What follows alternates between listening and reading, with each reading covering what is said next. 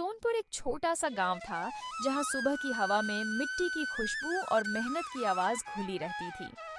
इसी गांव में गप्पू नाम का एक आदमी रहता था।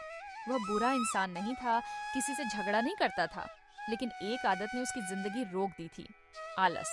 अभी तो सूरज ठीक से निकला भी नहीं है। खेत रोज रोज देखने से क्या बदल जाएगा। आज थोड़ा आराम कर लेता हूँ, कल पूरे मन से काम करूंगा। ऐसी ही कहानियाँ और एनिमेशन देखने के लिए चैनल को सब्सक्राइब करें, लाइक करें और शेयर भी जरूर करें। गप्पू के पास एक छोटा सा खेत था। उसमें गेहूं और सब्जियां लगी थीं। खेत को समय पर पानी, निराई और देखभाल चाहिए थी, लेकिन गप्पू अक्सर काम टाल देता था। गप्पू भाई, खेत जिम्मेदारी मांगता है। आज पानी नहीं मिला तो पौधे कमजोर पड़ जाएंगे।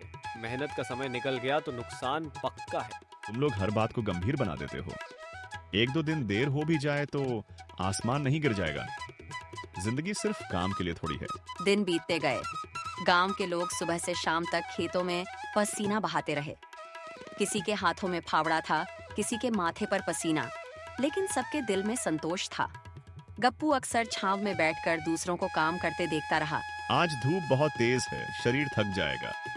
कल मौसम ठीक रहेगा तब खेत जाऊंगा। रोज मेहनत करने से आदमी जल्दी बूढ़ा हो जाता है। धीरे धीरे खेत की हालत बदलने लगी।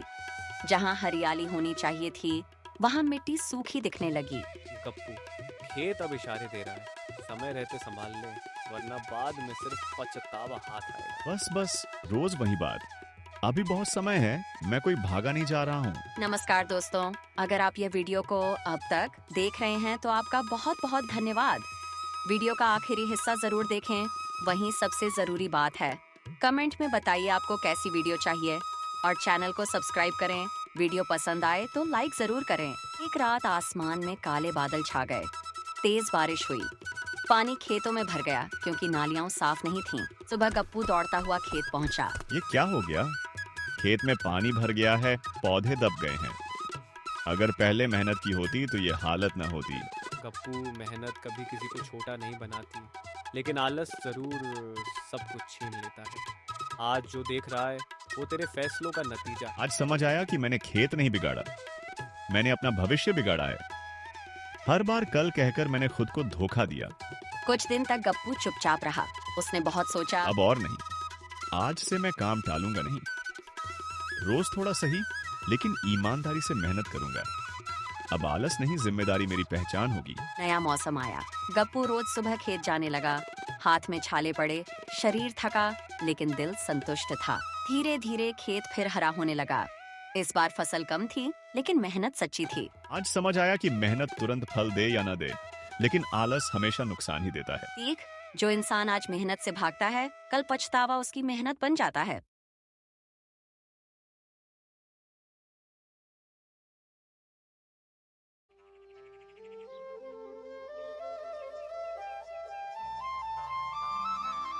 छोटे से सुंदर गांव में 3 बहुत अच्छे दोस्त रहते थे, आरव, मीरा और कबीर।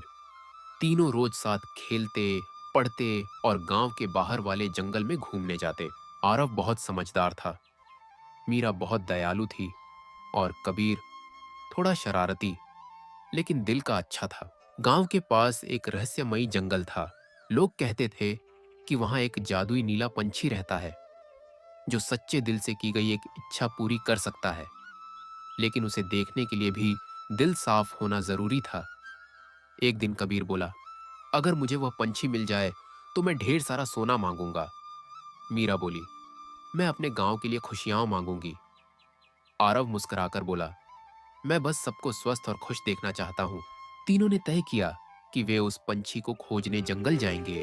अगली सुबह वे जंगल की ओर चल पड़े। रास्ते में उन्हें एक बूढ़ी अम्मा मिली जो लकड़ियां उठा रही थी। मीरा तुरंत बोली, अम्मा, हम आपकी मदद करते हैं। तीनों ने उनकी लकड़ियां घर तक पहुंचा दी। अम्मा खुश होकर बोली, बच्चों, तुम्हारे दिल बहुत अच्छे हैं, आगे जाओ, तुम्हें जो ढूंढ रहे हो जरूर मिलेगा। कबीर को थोड़ा अजीब लगा, लेकिन उसने कुछ नहीं कहा। आगे चलते हुए उन्होंने एक गिलहरी को घायल देखा। आरव बोला, इसे दर्द हो रहा है, हमें इसे बचाना चाहिए। मीरा ने अपने रूमाल से उसकी चोट बांधी। कबीर बोला, हमें देर हो रही है, चलो आगे चलते हैं। लेकिन फिर वह भी रुक गया और पानी लाकर गिलहरी को पिलाया। गिलहरी ने धन्यवाद में अपनी पूंछ हिलाई और भाग गई। तेज बहती नदी आगे एक तेज नदी आई। पुल टूटा हुआ था। मीरा डर गई। अब हम कैसे पार करेंगे? तीनों ने मिलकर एक रस्सी बनाई और उस बच्चे को सुरक्षित पार कराया। बच्चा खुश होकर बोला, आप बहुत अच्छे हो, ईश्वर आपका भला करे।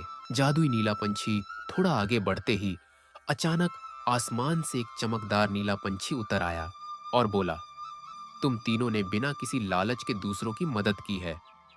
मैं वही जादुई नीला पंछी हूं। तीनों खुशी से उछल पड़े। पंछी बोला, तुम तीनों में से हर कोई एक एक इच्छा मांग सकता है। कबीर की इच्छा। कबीर सबसे पहले बोला, मुझे ढेर सारा सोना चाहिए। पंछी ने पंख हिलाए और कबीर के सामने सोने के सिक्कों का ढेर लग गया। कबीर खुशी से चिल्लाया, अब मैं सबसे अमीर बन गया। लेकिन तभी उसके सिक्के भारी होकर जमीन में धंसने लगे और गायब हो गए। पंछी बोला, लालच की कोई कीमत नहीं होती। कबीर शर्मिंदा हो गया। मीरा की इच्छा। मीरा बोली, मैं चाहती हूं कि मेरे गांव में सब खुश रहें। पंछी ने उड़कर आकाश में गोल चक्कर लगाया।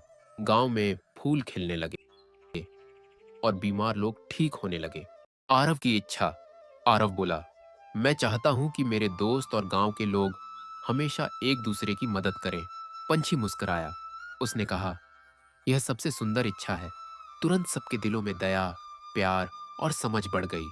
कबीर की सीख। कबीर बोला, मैंने गलत इच्छा मांगी, मुझे माफ कर दो। पंछी बोला, गलती करना बुरा नहीं, गलती से न सीखना बुरा है। कबीर ने तय किया कि अब वह लालची नहीं बनेगा। तीनों दोस्त खुशी खुशी गांव लौट आए। अब कबीर भी जरूरतमंदों की मदद करने लगा। मीरा बच्चों को दया का महत्व सिखाने लगी। आरव सबको एक साथ रहने के लिए प्रेरित करता रहा और जादुई नीला पंछी, वह दूर आसमान से मुस्कुराता रहा। मॉरल, सीख। लालच हमें खाली करता है, लेकिन दया और मदद हमें अमीर बनाती है।